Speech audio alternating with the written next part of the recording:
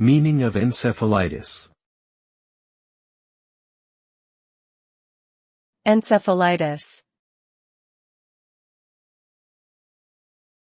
Encephalitis. Encephalitis. Encephalitis.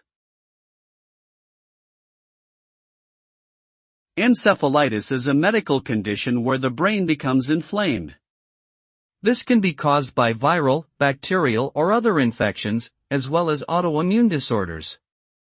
Symptoms can include fever, headache, confusion, seizures, and even coma in severe cases. Encephalitis can also lead to long-term neurological problems such as memory loss, speech difficulties, and personality changes. Treatment may involve antiviral or anti-inflammatory medications, supportive care, and rehabilitation.